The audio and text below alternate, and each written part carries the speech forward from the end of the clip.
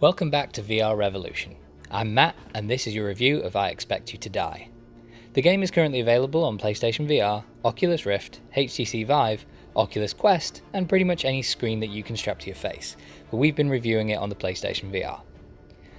I Expect You to Die is the byproduct of throwing an escape room game in a blender with some classic 50s, early 60s Bond aesthetic, and throwing in a few dashes of more modern humour. And let me tell you, it works. The game is consistently funny and surprising. For the gameplay, you're strapped inside a car, or to the outside of a building, or even in a secret lair, and you have to use your wits and your telekinetic abilities to complete your objectives and to get yourself out of a jam. And if you can't solve the puzzles put in front of you, well then, I expect you to die. The graphics on display are lovely.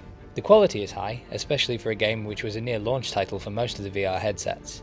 But it's the design of the environments and the items which really shines. It's a constant aesthetic which really calls back to the era of the golden age of spy movies which the designers were going for. As for the cinematic intro, it's nothing short of gorgeous. It's incredibly clever, features a real earworm of a song, and is easily one of the most memorable opening sections of a VR game to date. There are some real head scratchers of puzzles in the game, and plenty of them even have multiple ways to complete them, which can leave you feeling really satisfied when you figure them out and when you find a different way around the thing that you've already done several times. This is one game I would say avoid using guides or walkthroughs at all costs if at all possible. I Expect You to Die was well received at release back in 2016, so why am I reviewing it now in 2019?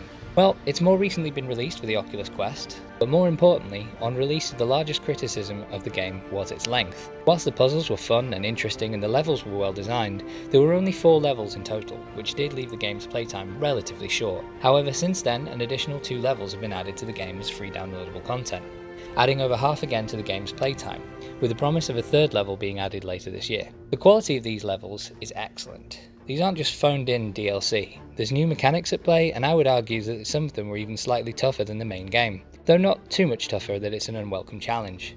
Personally, this took the game for me from a maybe pick up to a must buy. It's one of the more polished experiences on any of the VR systems. It's fun, it's a great intro to VR for anybody who you want to demo your headset to, and personally, I think highly of developers who are adding more value to a game by doing this, whilst also keeping the standard of the editions high. Overall, if you've ever fancied a go at being a spy without the rigorous mental and physical training, or the lengthy background checks, then I Expect You to Die is a great choice for you. It will have you disarming bombs, dodging lasers, and jumping out of planes in no time. And that's just the first level. But what do you think? Is I Expect You to Die a worthy addition to your VR library? Let me know in the comments. In the meantime, if you've enjoyed this video, please leave a like as it really helps. I've been Matt for VR Revolution. Thanks for watching. I'll see you next time.